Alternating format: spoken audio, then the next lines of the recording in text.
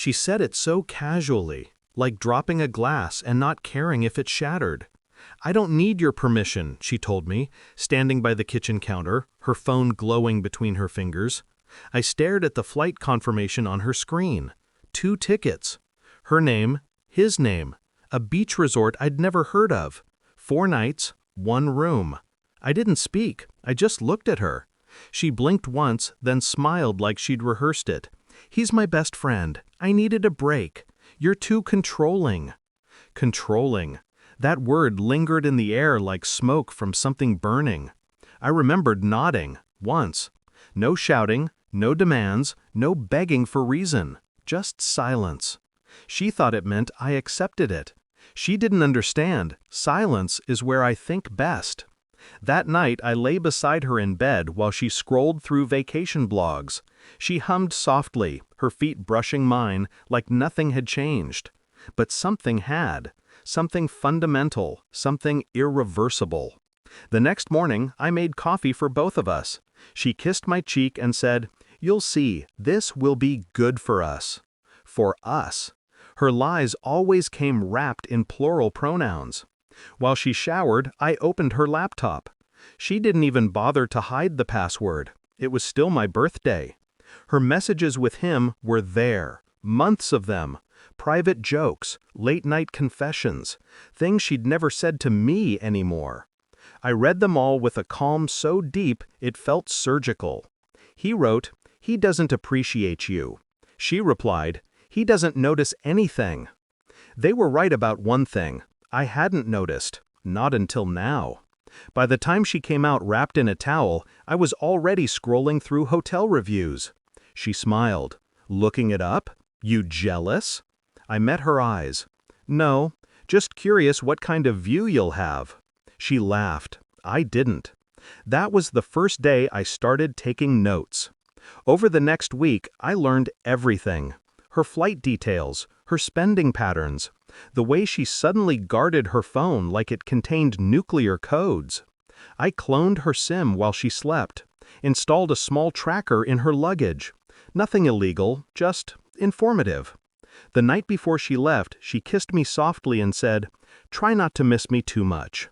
I smiled. "I won't." Her eyes flickered, confused, then uneasy. She laughed it off, but I saw the first fracture appear. The next morning, she was gone. By noon, the tracker confirmed what I already knew: she wasn't alone. They checked in together. Same room, same key.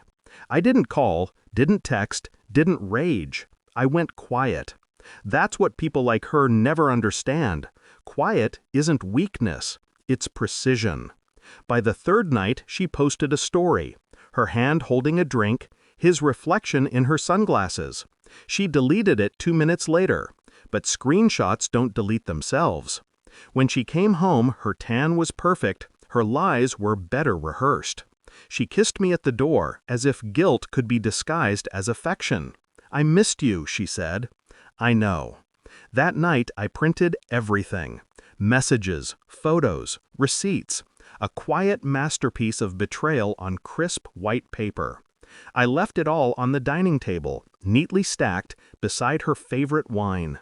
When she saw it, she froze. Her face drained. Her lips trembled just once before she caught herself.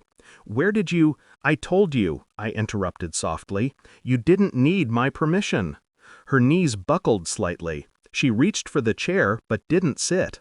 I poured the wine. 2 glasses. 1 for me, none for her. Silence filled the room, the kind that cuts deeper than shouting ever could. She started crying, quiet at first, then harder. "I didn't mean to hurt you." I nodded. "You meant to escape me. That's different." I didn't yell, didn't accuse, I just handed her the envelope, the signed lease termination. "Consider it freedom," I said. "You don't need my permission to come home either." Her breath hitched. "You're throwing me out?" I looked past her, at the window, the streetlights reflecting on glass like faint ghosts. "No, I'm leaving. You can stay." With the echo. Her tears fell. Mine never came. That night I packed in silence. The house smelled like her perfume and lies. When I closed the door behind me, the air felt clean for the first time in years. She called once, then again. I let it ring. Freedom doesn't answer the phone. As I walked down the street, dawn breaking faintly over the rooftops, I realized something strange. I wasn't angry anymore. I was empty. And emptiness, I learned, is peace wearing a colder mask. She didn't need my permission, and I didn't her anymore. Not for closure, not for forgiveness, just for silence.